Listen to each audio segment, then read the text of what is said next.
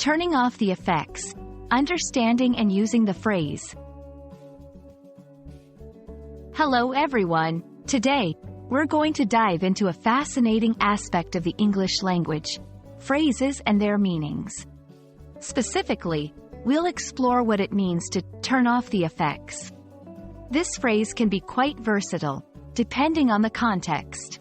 So, whether you're a beginner or looking to polish your English, this video is for you.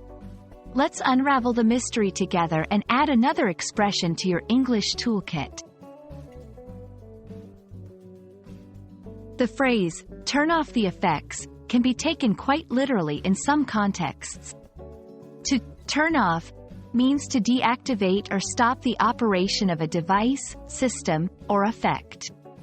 And effects refer to changes that are a result or consequence of an action or condition.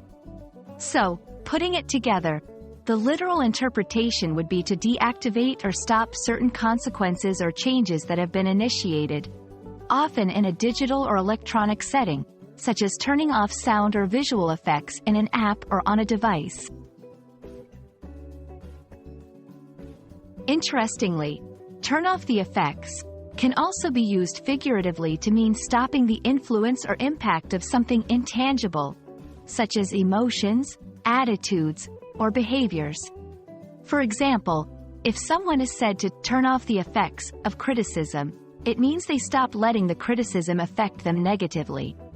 This usage is more abstract and requires understanding the context in which it is used to fully grasp its meaning.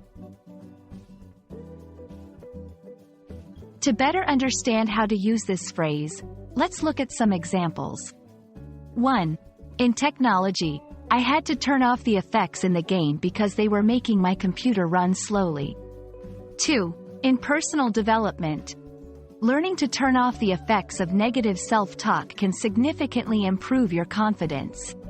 These examples show how the phrase can be applied in various scenarios, emphasizing its versatility in both literal and figurative senses. And there you have it. The phrase, turn off the effects, can be quite useful in various contexts, from technology to personal growth. Understanding its usage helps in both interpreting the meaning in different scenarios and in applying it effectively in your own communication.